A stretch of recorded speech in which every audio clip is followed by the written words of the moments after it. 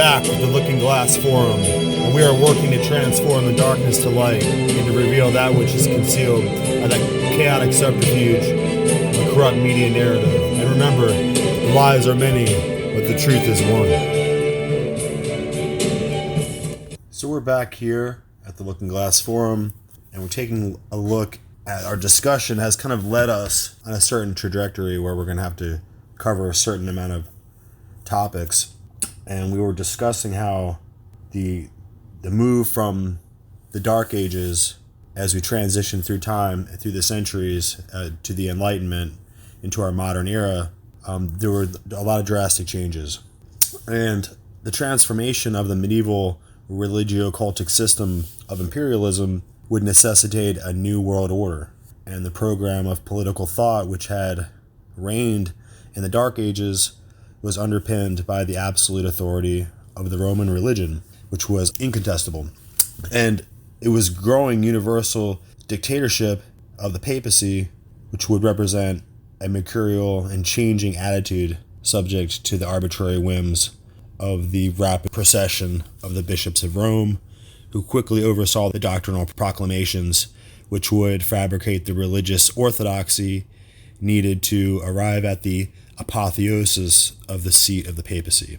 And anyone elected to the papacy by the College of Cardinals was bequeathed the power to cast souls into paradise or hell based on that belief structure. I think it's crucial that we analyze this curious power of religious dictatorship that we see in the papacy.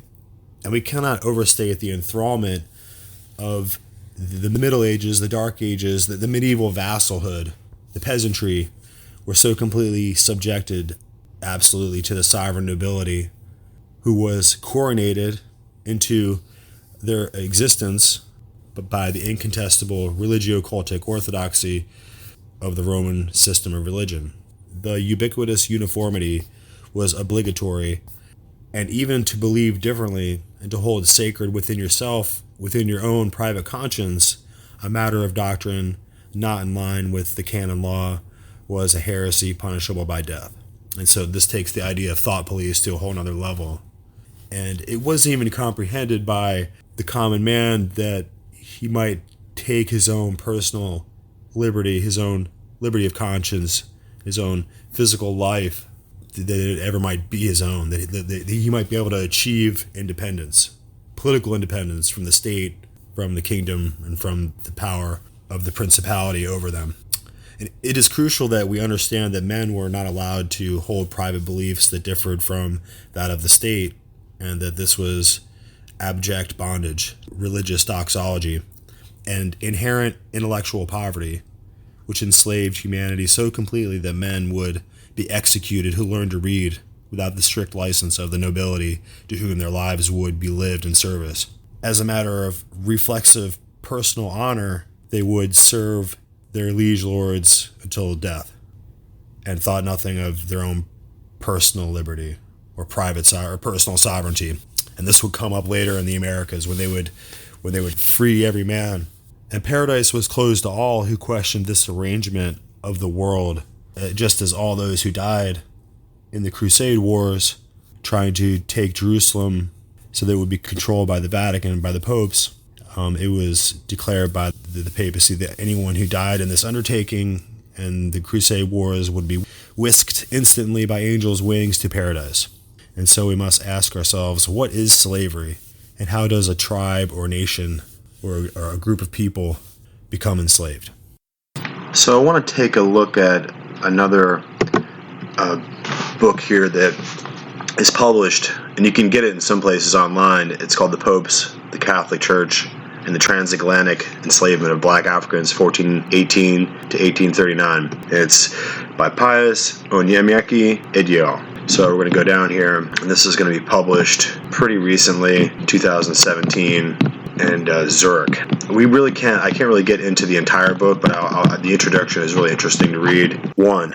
Agitating issue and the goal of this work. The preliminary thoughts on the subjects of this work. The transatlantic slave trade during which the black Africans were enslaved, is widely known as the worst type of enslavement and the wildest type of man's inhumanity to man in the history of humanity, with its attendant consequences on the lives and image of the people of the black continent. The course of its operation spanned a total period of more than 400 years. These were, for black Africa, not only lost centuries, but also centuries of organized international condemnation and murder of millions of her innocent and defenseless sons and daughters, years of political crisis, economic setbacks, social unrest, and development stagnation in all of its ramifications. These were years when the Requiem for Black Africa was not only composed by the Church and her Catholic kings, the so-called athletes of Christ, especially the kings of Portugal and Spain, but also they were years when the said Requiem was sung to the hearing of the whole world by the Christian slave merchants and their home governments in both Europe and America. And we might say at this point, this is Roman Catholic Christianity and not Protestant Christianity, which is a development that would happen in the 1500s and ultimately would lead to the founding of the Puritans and the Baptists in America, and those doctrines will ultimately lead to the ending of the slave trade. And that's Protestant Christianity. So, to get back to it here, these were indeed years when the bottomless pit of the denial of the humanity of black Africans was dug with the shovel of racism, religion, and superiority complex of the white race over the black African race, as propounded and propagated by some Western Christian philosophers, theologians, and racist anthropologists from Europe and America. Friedrich Hegel, John Carroll, George Glidden, names off a few people here.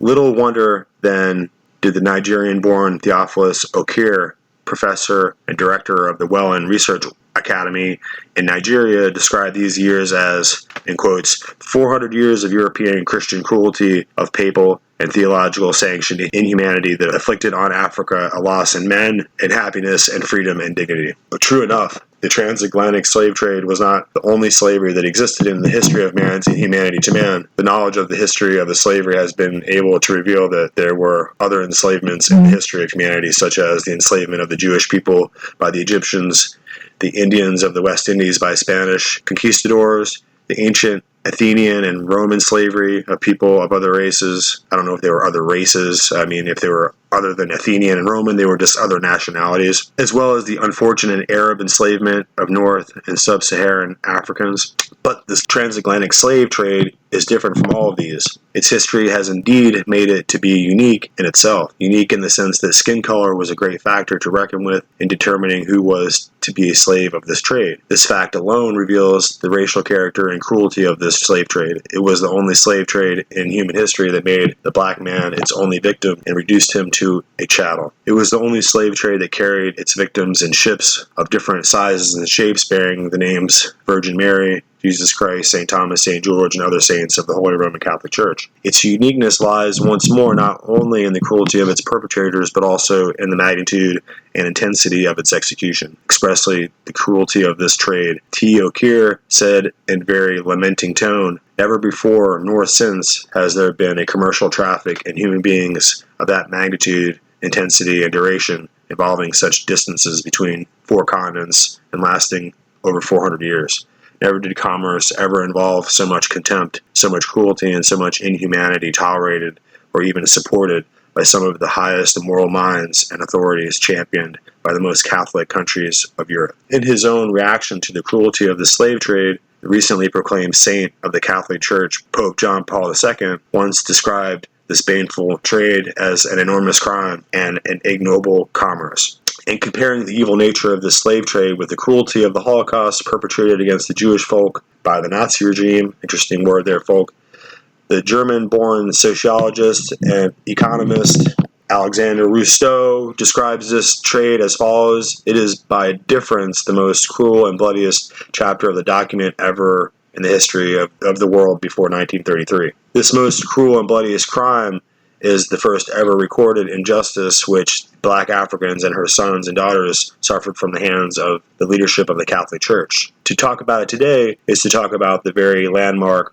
of the tragic and regrettable event in the history of the black man on earth. It is to talk about the forceful deportation of millions of black Africans in an inhumane and degrading manner in ships of human cargoes of all sizes and length across the dangerous Atlantic Ocean in a journey of no return to this so-called New World discovered by Christopher Columbus in 1492. Millions of these innocent, poor victims of the slave trade died while crossing the Atlantic waters. Those of them who landed safely to their land of perpetual enslavement were reduced to chattels and forced by their fellow human beings to work under very excruciating and unbearable inhuman conditions never seen before in the history of human labor and commerce, and were worked to death in their millions just for the economic advantage of their slave owners. Unfortunately, indeed, the perpetrators and masterminds of this cruelty and Holocaust against black Africans were not just the white planters and settlers of the Caribbean and the North American islands in the New World, but mainly Catholic kings and princes of both Spain and Portugal, as well as the governments of other major European enslaving Christian nations such as Great Britain, France, Holland, Sweden, Denmark, etc. Also, in recent times, renewed interest in this area of study has revealed that the most respectable and holy office of the Church and the highest moral authority in Christian living the world over, the popes did not only join in the bandwagon of those who masterminded this cruel act against the black African race, but also blessed, gave approval to it, and effected the actualization of this enslavement through the Catholic kings of both Spain and Portugal, respectively. Today, this kind of revelation found expressions here and there on the pages of some historical books and magazines. For instance, in April 2000 edition of the New African magazine, which carried the reports of an alleged church's involvement in the transatlantic slave trade, this magazine stated as follows: "It is instructive that the earliest European slavers of Africa, the Portuguese and the Spanish, sought and got the blessing of the Pope in 1455. Following the views of the publishers of this magazine, Theophilus O'Keefe asserted that the Church supported the slave trade and gave her blessings to the evil of this long duration of black African enslavement. This position is brought to limelight when he said, although these 400 years impoverished Africa to enrich Europe, they have also inflicted on Europe and Christianity guilt and shame eternal. So much for the role of the Church and churchmen in initiating, encouraging, and blessing the first major injustice that Europe inflicted on Africa. By initiating and blessing this enslavement is not the end of the road in the Church's accusation of involvement in this enslavement. Other areas of accusations of involvement of the Church and her leadership in the enslavement of black Africans abound. In the first instance, the Church has been accused of having profited materially from the blood money accruing from this trade in human beings of black African origin. The Portuguese missionaries, especially the members of the Jesuit order sent by the Church to evangelize the pagan natives of the West African Atlantic, did not only take active part in this slave trade, but they also lived from it, gravely profited from it, and depended heavily on it for their sustenance. Millions of the blood money accruing from this baneful traffic in humans were invested in providing infrastructures for the education and training of priests and seminarians belonging to the Jesuit congregation and other women and men of the religious orders. More so, a greater portion of the stipends emanating from the mass baptism of black African slaves hurriedly carried out by these missionary priests before the embarkation of slaves for their journey of no return to the West Indies was deported to have flown into the coffers of the Catholic Church in both Portugal, Spain, and Rome. In the words of the historian François Leroy de Vega Pinto, the state religion, which is of course Catholicism, which is in Portugal ruled by the Inquisition up to the 18th century, not only gave its moral sanction to the traffic in human beings through baptism, but also made a profit off of it. So that's very interesting. They were baptizing the slaves as they enslaved them. That's interesting. Maybe there's a correlation there. Also, the historian Thomas Hugh recorded that the king of Portugal made 2 million reis in 1506 from the slave trade, from taxes and duties paid on each slave. Secondly, the Church's attitude on injustice towards black Africans during the slave trade raises suspicion over her involvement in the enslavement of black Africans. This fact is brought to the limelight in the manner of approach given to the enslavement of the Indians of West Indies, whose enslavement was going on at the time when black African enslavement was being perpetrated by the same European slave merchants and their home governments. Surprisingly, indeed, the Indian enslavement did not last long before it received due attention and condemnation from the popes and home government of the Spanish slave merchants and conquistadors, owing to the indefatigable efforts of the Church through her apostolic writings and office, as well as the determined efforts of her missionaries in the Caribbean islands led by Bishop Bartolomé de las Casas, 1484, 1566, and sometimes called the Apostle and the Liberator of the Indians of the West Indies. The enslavement of the Indians was denounced and abolished by Pope Paul III in 1537. Pontificate was between 1534 and 1549,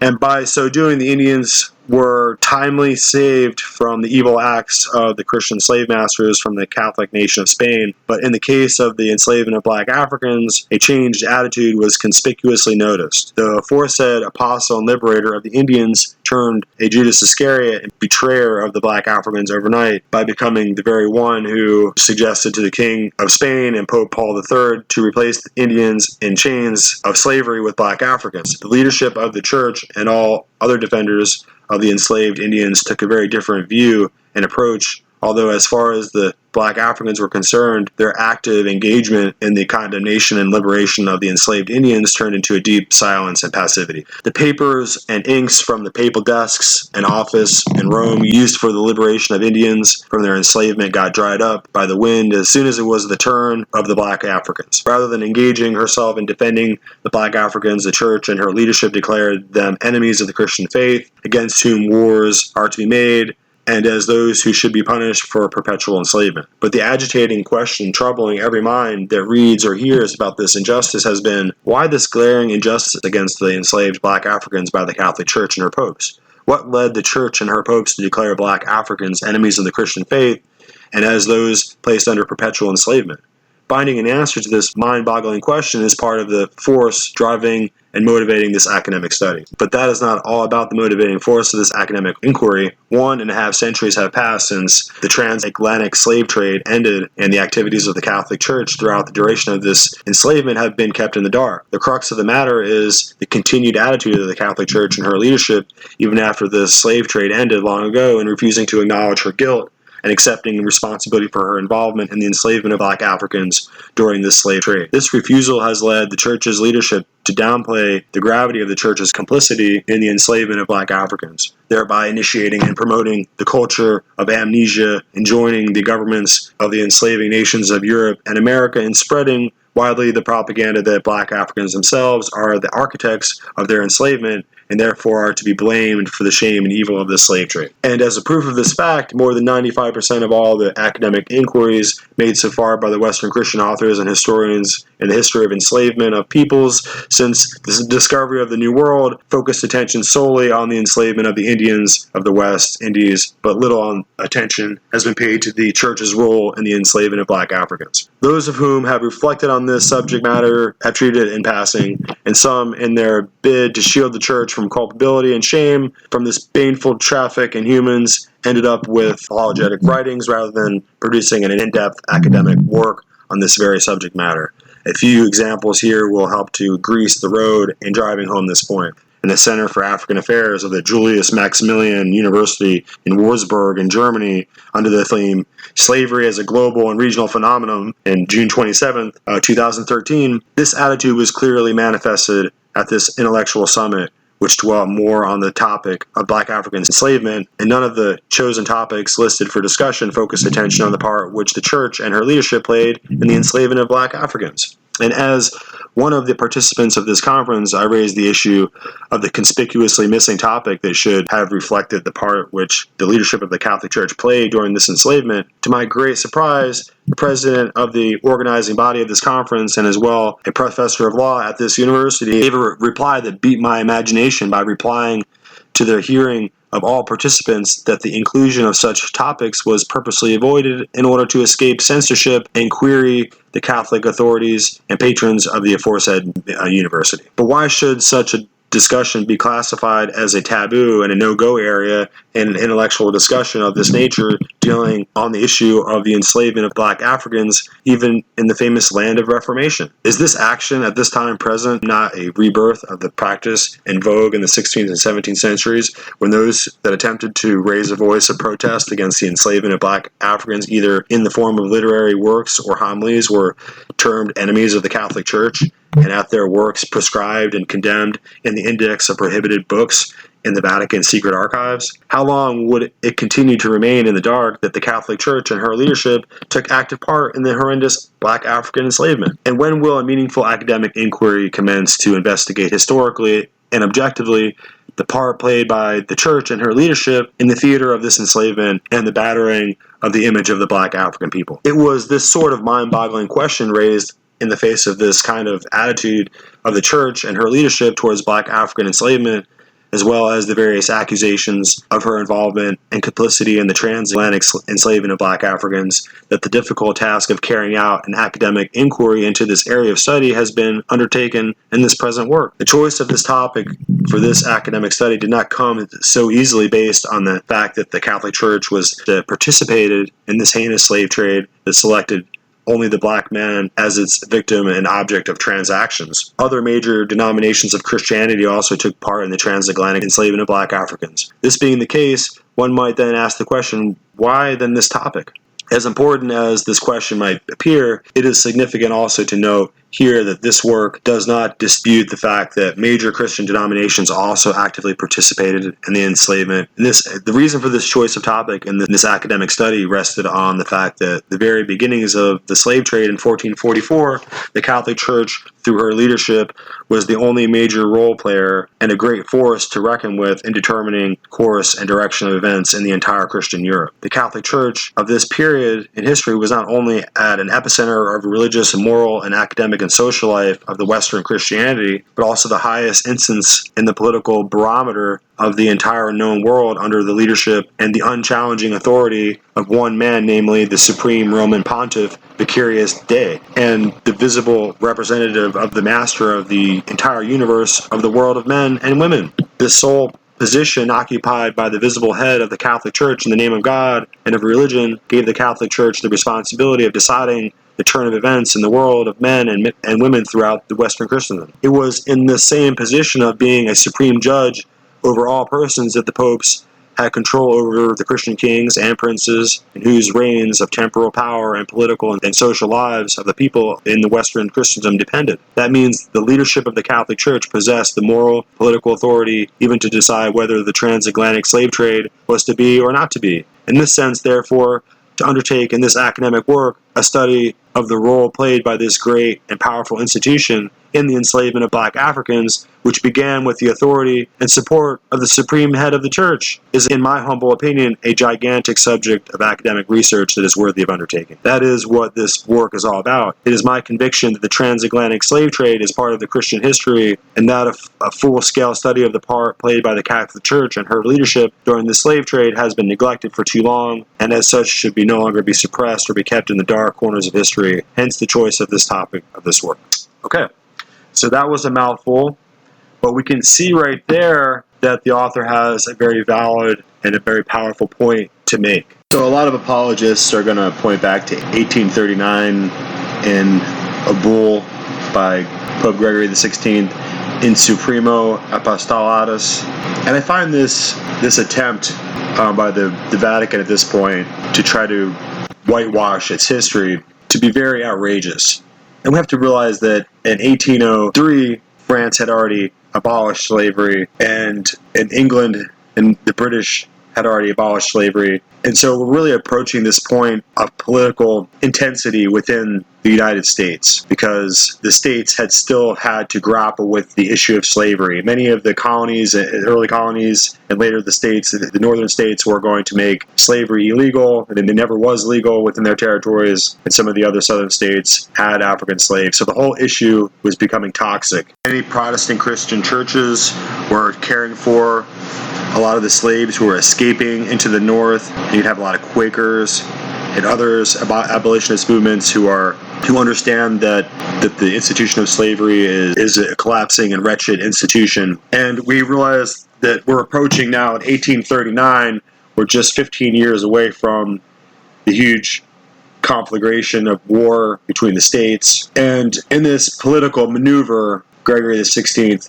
would say that slavery is absolutely unworthy of the Christian name. And we have to look at this move as a cynical demagoguery of the whole wretched apparatus of human bondage and debasement, which 13 centuries of popes in succession had built with direct intervention to ensure that the sub-Saharan African slave trade and the Barbary Muslim slave trade would be sustained for centuries. Any time in 1,000 years of support of chattel bondage, the papacy, with some 80 popes or more failing in that time to find a conscience on the issue of human enslavement. These guys ran the dungeons of the Inquisition. Perhaps it's not a surprise that the issue of slavery was not a political issue until 1839, just before the Civil War. And as we had already stated, France and England had already abolished slavery by that time, so the magisterium was finally catching up and saw the writing on the wall, although the Pope Pius in 1863 would send financial support and kind words of encouragement to Jefferson Davis as he built up the Confederacy to fight the Union and to keep their slaves. There's a huge load of hypocrisy here in their position, which seems that they took a position in 1839, very late in history, to try to cover their ass, to try to shield themselves from criticism in the future.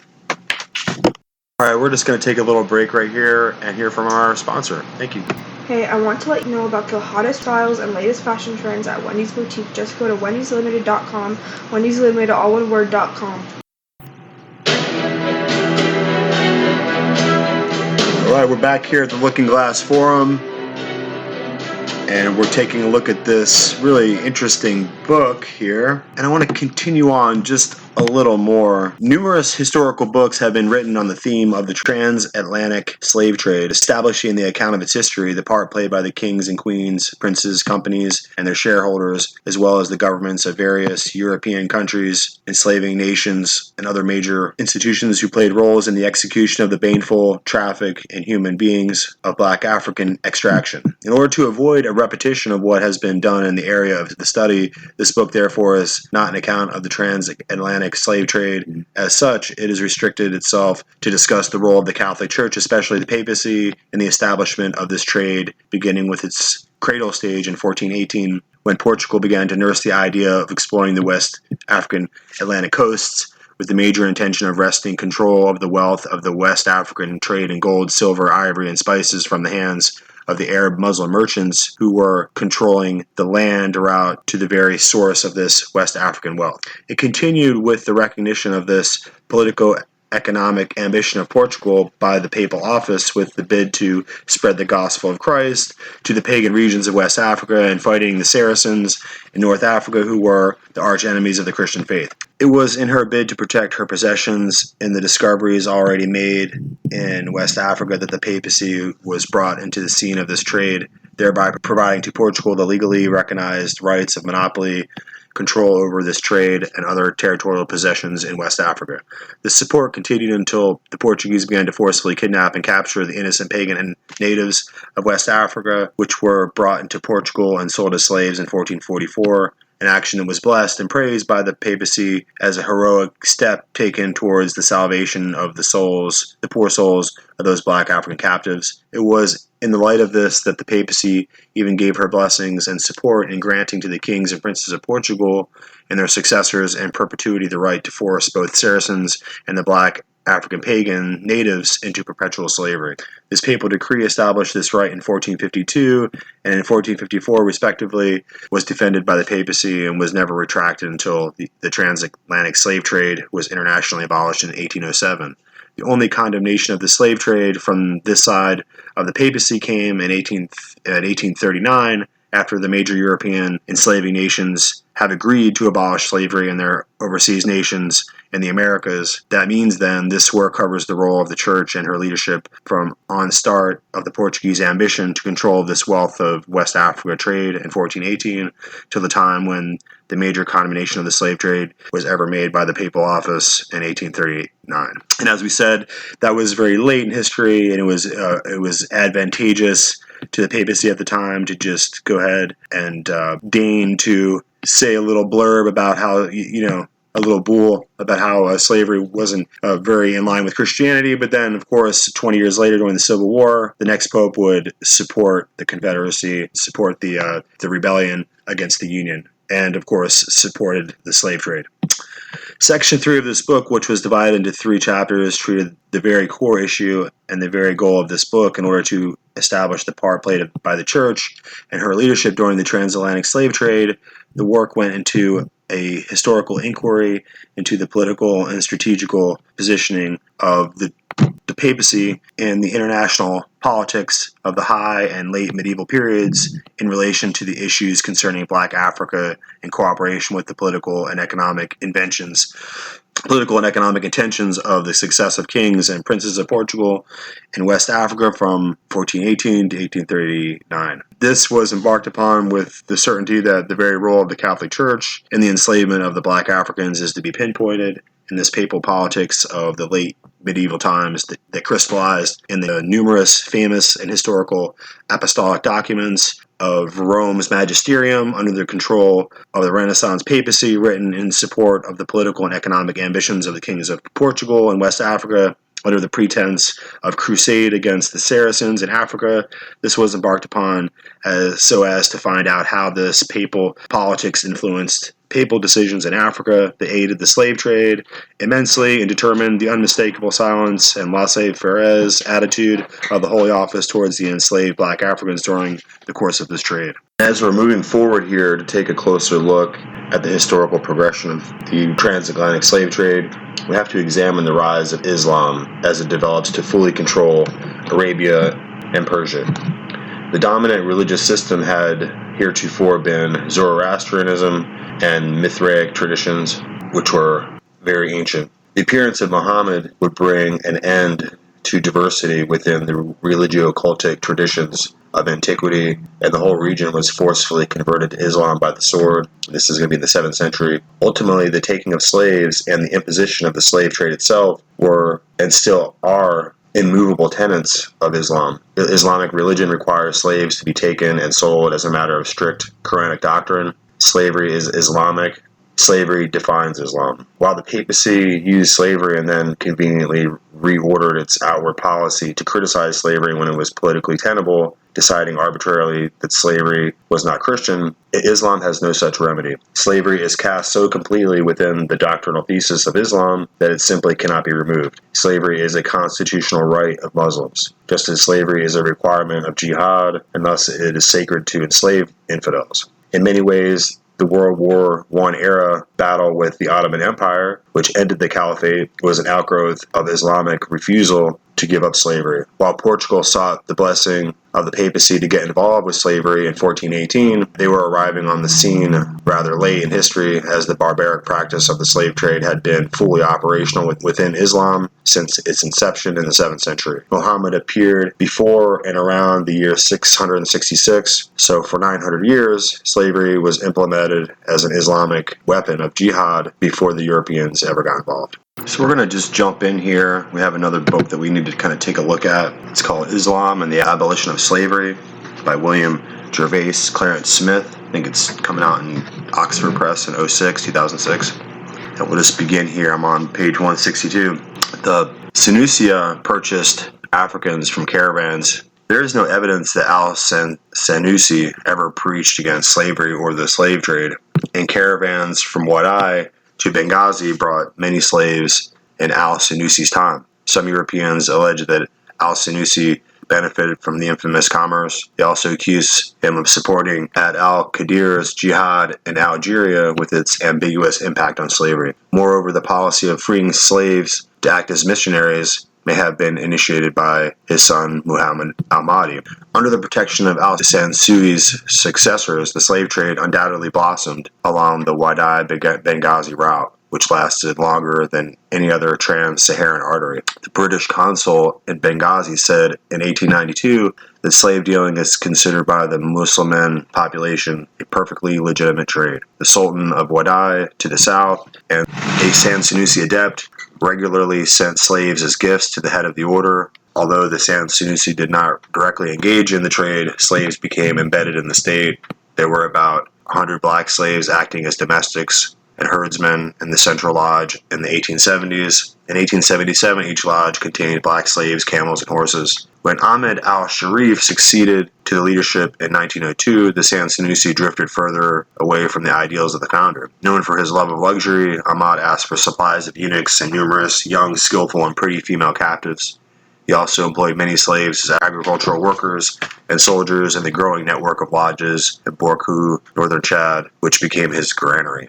The Sanusi became more violent after the 1911 Italian invasion of Libya, justified in part by the need to repress the slave trade. Ahmad al-Sharif published a call to jihad in Cairo Journal in 1913 to 1914, drawing heavily on al-Tasuli's 1830 Moroccan treaties, and thus probably condoning the enslavement of the collaborators. After the dust had settled, slavery remained part of life in Sanusi oasis. The Sufi contribution to Tunisian abolition was ambivalent. The Shadili order encouraged Ahmad Bey to care for the poor and needy, possibly influencing his 1840s abolition decrees. Conversely, rebels in the great 1864 revolt sought to reverse the abolition of slavery, and they're led by Ali B. Gadahum. We'll drop down here to another page. West Sumatra's Padri Wars raged from 1803 to late 1840s. I'm making an effort to point out here that it was very late in the 1800s and 1840s, after Europeans had already went through the process of abolition and were approaching the Civil War. We were already coming to our senses and having a conscience regarding slavery. It was not really happening in the Islamic world.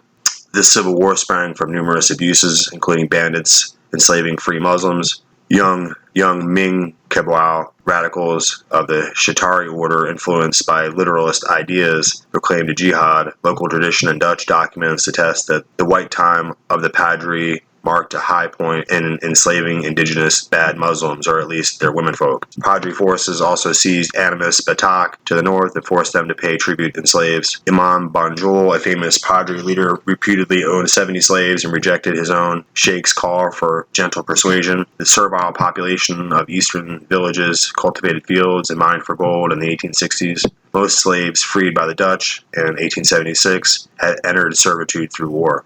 The eradication of the slave trade was one of the 3 Dutch demands that contributed to the outbreak of war with the Sumatran Sultanate in Aceh in 1873. The United States consul in Singapore insisted on measures against piracy and slavery. Aceh's negotiators replied that the Americans should let us know if we have at any time dealt with our countrymen and selling them to other nations as slaves. So they're obviously picking up on the hypocrisy of the condition of the slave trade at the time. It was changing. Further, a Dutch allegation that Aceh has carried on slave trade by selling and buying slaves. This was disingenuous, and from their view, for slaves were imported, not exported, by private traders, not by the state. The Dutch instituted a naval blockade to prevent slave imports from Nias and decided to ban slavery itself in 1874. So we'll go down here a few more pages and take another look here. A former slave from the Congo, Yahya B. Abdullah, known as Ramia, obtained an initiation from the Middle East and spread the Qadiriya from 1905. He made a fortune in trade and the slave trade, followed in the footsteps of his former owner as governor of Bagamoyo, and dabbled in nationalist politics. So we're going to step up in time here with the Wahhabi takeover of the Arabian Peninsula. Muhammad Abd al-Wahhab, 1703 to 1792, preached a literalist form of Islam in Central Arabia from 1736. Adepts called themselves Wahhabin or Wahhabis, but the name Wahhabi stuck to them. The Saudi family adopted these beliefs in 1744 and imposed them over much of the Arabian Peninsula by force of arms. They were hostile to the Sufi and Ibadi and Shiite Muslims. They conquered the holy places of Islam, Mecca and Medina, in 1802 and 1804. They wrecked the installations around the Prophet's grave in Medina in protest as idolatrous practices, expelled from the holy places by the Egyptian army in 1812 to 1813, and comprehensively defeated by 1818. Saudi forces regrouped in the Najab region of Central Arabia. Abdul Saud restored a smaller state. He gained economically from the flourishing slave trade, straining relations with Britain from the 1840s. By 1870, it was estimated that up to a third of the population of parts of this state consisted of blacks. So pressure is growing over time. The League of Nations complaining that the pilgrimage was a major source of slave trading, renaming his state Saudi Arabia in 1932 and seeking to join the League of Nations. Abdulaziz promulgated new regulations in 1936. Imports of slaves by sea were prohibited because the Sharia banned enslaving or buying subjects of countries in treaty relations with Muslims. Slaves could still come overland, but only with proof of their servile status. All owners of slaves were to be registered. Liberation was promised to those enslaved in ways contrary to Sharia after the foundation of the Kingdom of Saudi Arabia in 1926. Slaves were to be treated well and could insist on buying their own freedom. This decree was patchily forced, especially as oil wealth boosted demand. Saudi Arabia sucked in Baluchi children from Iran, Pakistani borders. Nazarene girls from the Syrian mountains were sold like cattle, and even local Arabs were enslaved. With Oman, slave raiding broke out to seize blacks and Persians belonging to rival tribesmen. Eunuchs were retained to work in the holy places. And you got to remember, this is in the 1930s, 1920s. Muhammad Qutb at first seemed to condemn slavery, attacking communists, seducing Muslim youths by portraying Islam as reactionary and feudal because it sanctioned slavery. Indeed, he stated that this is perhaps the most odious form of doubt exploited by communists. He further denounced the vicious crimes perpetrated by some Muslim rulers in the name of Islam, including enslaving Muslims and trading in slaves, contrary to perfect equality among men. However, he went on to demonstrate the superiority of slavery in Islam over all other historical forms of slavery, and stated that Muslims were obligated to enslave captives taken in war against infidel nations. He noted in passing that 47:4 in the Quran condemned the freeing of prisoners of war taken as slaves. So you can see that it's a tenet of Islam, and it's not so easily changed over time. It goes on to say, Abdul al-Maududi, the leading South Asian neo-literalist, was intransigent on the subject of slavery. In articles originally written in 1935 and published in English in 1972, he violently denounced Islamic timidity. The Europeans found fault with slavery, and the Muslims averred that it was absolutely lawful in Islam. He upbraided Muslims for being ashamed of slavery, holy war, and polygamy, and other fundamental aspects of their faith, unaware that to alter any part of Islam was to undermine the entire religious edifice. And what we're beginning to surface as we work our way through these episodes and we learn these areas of history, we're starting to realize that the whole issue of human freedom is really the whole crux of human history. And we're going back to look at how in 1773, the establishment power structure that was operating under the pseudonym Illuminati at the time have their agenture, their apparatchiks, their change agents, operating through different radical groups. And these are specifically engineered provocateurs who are designed to cause a certain conflagration, to operate in an asymmetrical way, disjointed from their actual true political intentions, and to operate in a subversive radical group which has a specific design. So that's why you're going to see the Jacobins kind of come into existence and then go out of existence after they have completed their mission. And creating a widespread violent outbreak where the mob is beheading everyone that they can grab in the streets and hundreds of thousands of people are being killed is not exactly a real political revolution. It's just a massacre. It's just an anarchic, violent bloodshed. And so we can see that this was all the same thing that happened in Haiti. Haiti was a revolution where men fought to free themselves, but in the end, they became so violent, they even destroyed the entire white population and tried to create their own political vacuum. And it wasn't about creating liberty for everyone, it was about a fit of blind rage and piracy. It was an attempt to just take over the system. And so there was no intellectual or political backing. This was very different from what happened in the American Revolution, as the men used violence in a limited way in order to win their political liberty. But then after they did so, they ensured that law and order, political stability, and liberty and justice would actually come into being. So when the revolution ended, then the work of governing and self-governance came into play.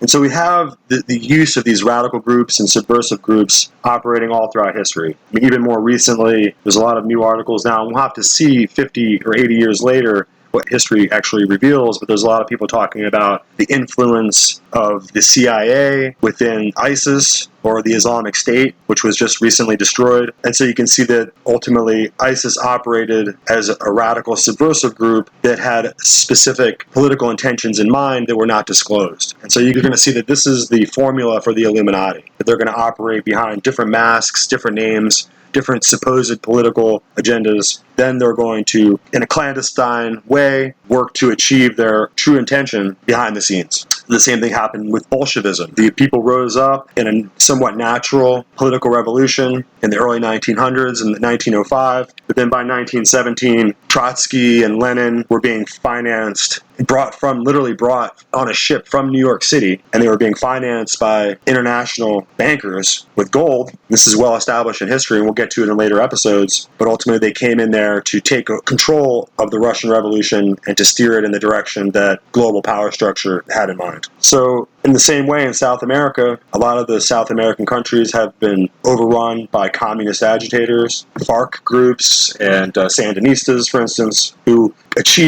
have financing and who have violence and who achieve a political end. It's not what they originally were stated to be achieving, and then after the political agenda is completed, then they go out of existence and disappear. The same thing with the KKK, the same thing with the Knights of the Golden Circle. Men, these are all typically going to be fraternities, and that's a telling sign when men are operating in a fraternity with no outsiders, only men that are initiated into their group. It's the same thing with the KKK. They operated, they created, they had a radical agenda, they were provocateurs, and they served their purpose. And even today, these radical groups are pointing to another radical group, the KKK, to be a justification, even though they don't even exist anymore.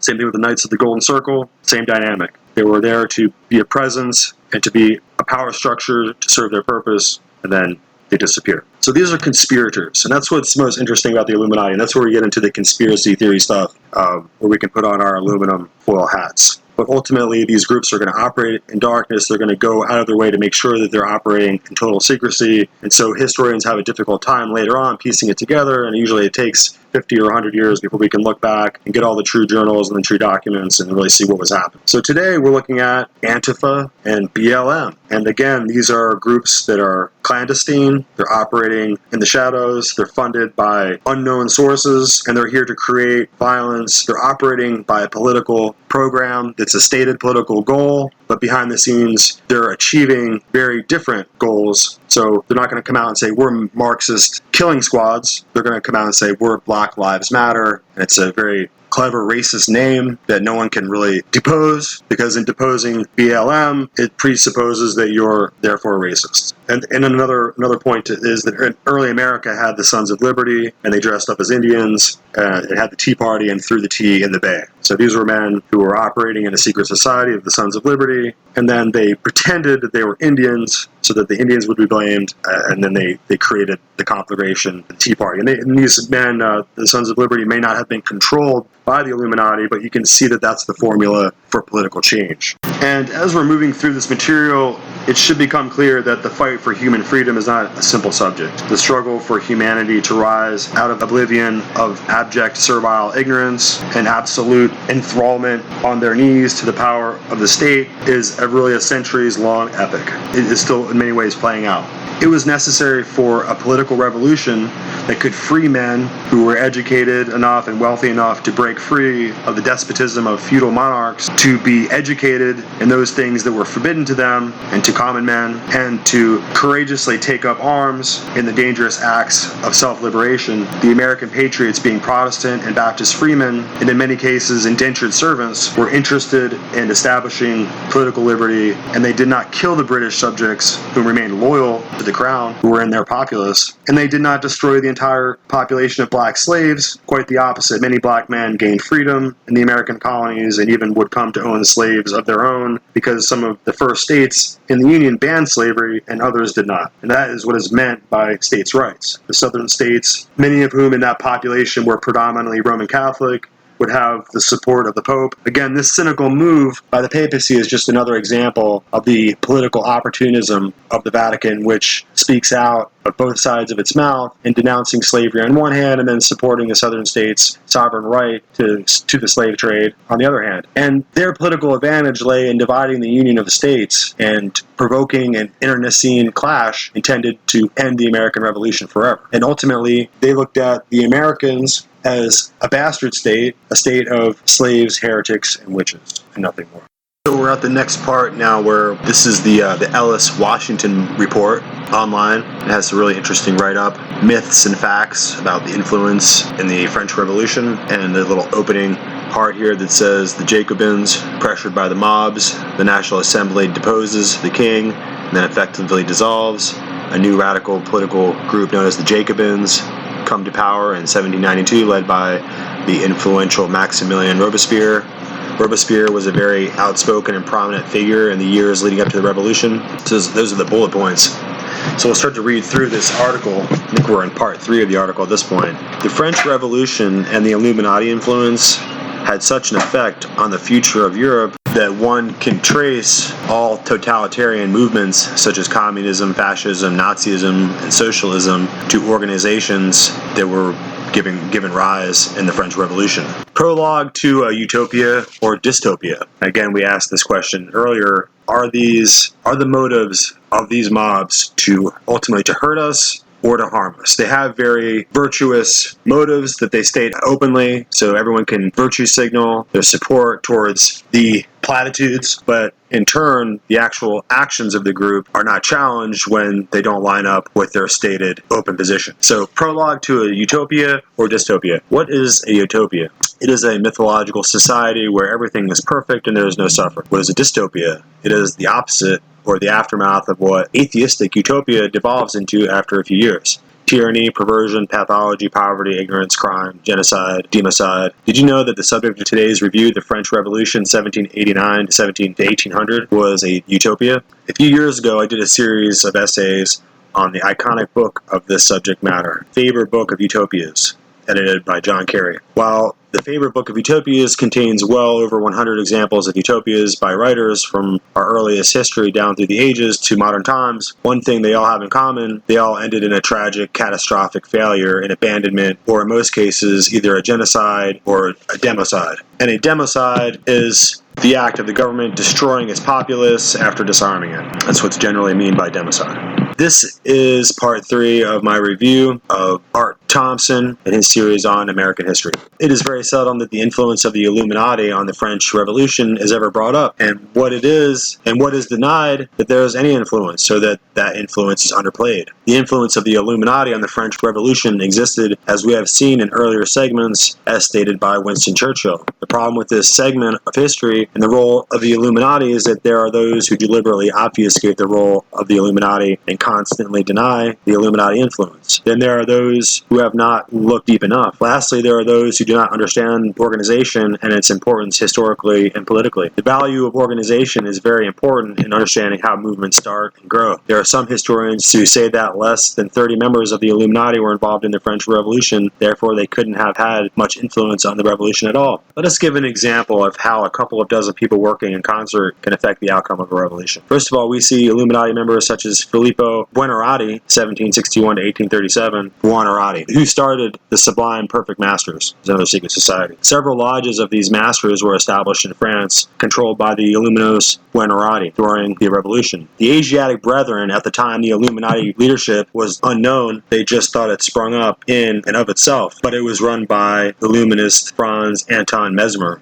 1734-1815. That's, by the way, where we get the word mesmerized. Mesmer started 20 harmony lodges in France and ruled over them. Johann Joachim Christophe Bode, 1731-93, recruits Marquis de Savalette des Langes, the head of Paris Ami Renew Lodge. Members of this lodge were the heads of all the movements of the revolutions of 1789 and 1792. Alessandro Cagliostro founded the Egyptian Rite Lodges all over France. Dr. Boulay started the Log contract social. The last, Nicolas Bonneville, 1761 to 1828, started Circe social, did likewise across France, back into Germany, and into America. So we're getting into the discussion here in this article about all the different subversive lodges and esoteric societies which would necessarily initiate a member into levels of secrecy that would go deeper and deeper. And only the members who proved to be accepted and capable of keeping the secrets were allowed deeper into the concentric circles of secrecy, if you will. And we can see how these, just a few men being controlled by having control over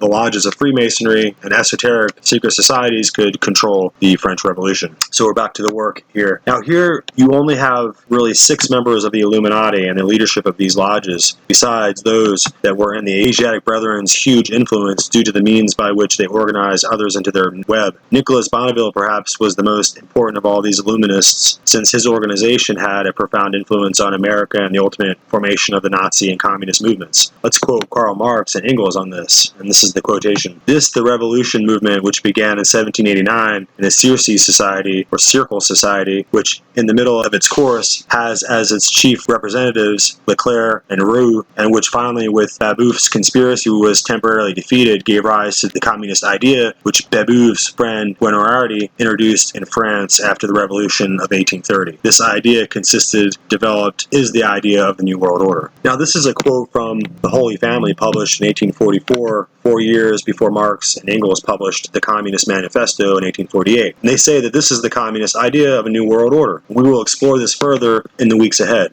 Now, Bonneville's Cercle Social led the way for the innovation of many of the tactics used today in the conspiracy we battle in modern times. For instance, the use of semantics, changing the meaning of words, the formation of fronts, such as their Universal Federation of Friends of Truth, which had 6,000 members, published organs like the paper The Mouth of Iron, reached several thousands. Another paper they issued was the People's Tribune. As a matter of fact, they used the term tribune in almost every newspaper founded within a few decades after this were founded based on the socialist ideas of Bonneville, who was really an Illuminist who created a Freemasonry lodge and stirred up the violence of the mobs during the French Revolution, which led to the guillotining of tens, maybe 100,000. And they attributed the name of their papers, to the Tribune. They were also a cult, and they were anti-Christian, and they formed so-called churches out of their midst to promote occultism and being against the Christian religion. Now again, we're looking at the handful of people wielding tremendous influence through organization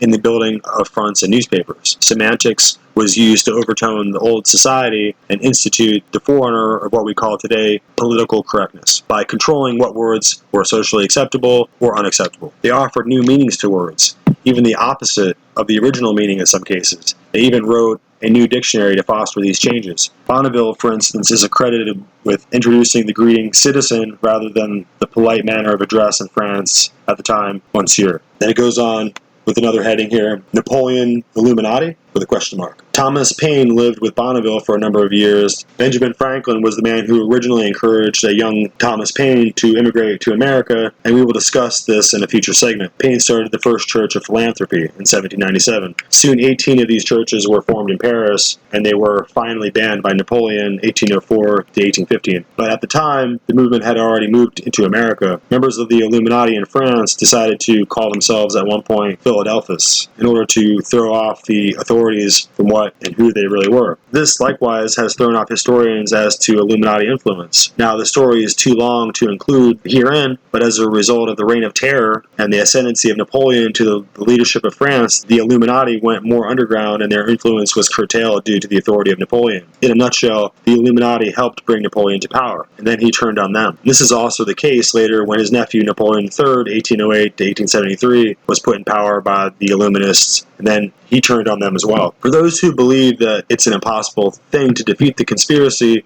there are lessons to learn from the French Revolution. For all the influence of the Illuminati after installing themselves into the leadership of France, they lost control to Robespierre, and then Napoleon, and then again with Napoleon III. While the results of the loss of Illuminati control could be said was possibly worse under Robespierre, it was slightly better under Napoleon, and not that excessive under Napoleon III. We will get into more of that later. Then Thompson goes on to write, the French Revolution and the Illuminati influence had such an effect on the future of Europe, that one can trace all totalitarian movements such as communism, fascism, Nazism, socialism to organizations that began in the French Revolution. In my opinion, he has made a strong and substantive historical assertion that you would perhaps never hear taught today by a history teacher in our communist public school systems, nor from a PhD professor of history from any of our top-level Ivy League institutions like Harvard, Yale, Princeton, Stanford, Cornell, University of Chicago. When you ask yourself who benefits from a communist education system based on miseducation, lies, perverted history, immorality, deceit, social deconstruction, and democide, the obvious answer you have is stated in the founding father of the genocidal and democidal French Revolution, Robespierre. And it goes on to make a quote here. The secret of freedom lies in educating people, whereas the secret of tyranny is in keeping them ignorant. That's the quote by Robespierre. Let me go on. This is the continuation of the article. We are spending time on the French Revolution and the effect of the Illuminati on that event due to the profound influence that it had on American politics at the time, even up to today in the Western world and even in the Middle East. Americans believe the French Revolution was the same as ours. It was the American Revolution that protected God-given rights. It limited government. In other words, it gave us liberty. Whereas the French Revolution was based on democracy, atheism, and gave them only tyranny. The American people were better educated in the elements of freedom, and this has always been a problem for the conspiracy in its attempts to subvert the American system. It goes on to do a John Adams quote here. But what do we mean by the American Revolution? Do we mean the American War? The revolution has affected before the war commenced. The revolution was affected before the war commenced. The revolution was in the minds and the hearts of the people, a change in their religious sentiments of their duties and obligations. This radical change in the principles, opinions, sentiments, and affections of the people was the real American Revolution. And it goes on with Arthur Thompson in the article. Now, that was the condition before the war, and the revolution would never have happened without the change in the American people. As to the need of what we needed after we obtained our liberty, John Adams had this to say. Liberty cannot be preserved without a general knowledge among the people. As you can see, knowledge is so important, and this is the foundation of the overall strategy. It goes on to say, French Revolution was the forerunner of all communist revolutions. The American Revolution, on one hand, was the beginning of human progress all around the world. In the Middle East today, the Marxist movements look to the French Revolution, not the American Revolution, as their beginning. The Egyptian Brotherhood and the Ba'ath Party were political movements that also find their origins in the French Revolution. This can be documented by looking up the Ba'ath movement and who started it. You can do that on your own. Father Yaka, leader of the Egyptian Brotherhood in the 1960s, said this. The groundwork for the French Revolution was laid by Rousseau, Voltaire, and Montesquieu. The Communist Revolution realized the plans by Marx, Engels, and Lenin. The same holds for us all as well. So the foundations or the founders of both of these Marxist-based movements in the Middle East have stipulated that their roots go back to the French Revolution. The Ba'ath movement has had a great effect on some of the countries of the Middle East, such as Iraq and Syria, even into Iran. You could look up the Ba'ath movement online and find out who their leaders were, and then look into their biographies, and you will see that they all look to the French Revolution as the beginning of their philosophy and not the Quran. So it goes on to talk about how Notre Dame was burned in France in this article. But what we're really getting at here is that the power elite will operate behind organizations which create multiplying agents and induce a population to take on the attitude and the political correctness and the doctrine and the vocabulary that they design so that they can steer the populace in the direction that they want it to move. And that's the meaning of their subversive groups. So we'll get into some more next time. And this is the end of episode 4. And we thank you for joining the Looking Glass Forum. And I hope you come back. We have a lot more to go.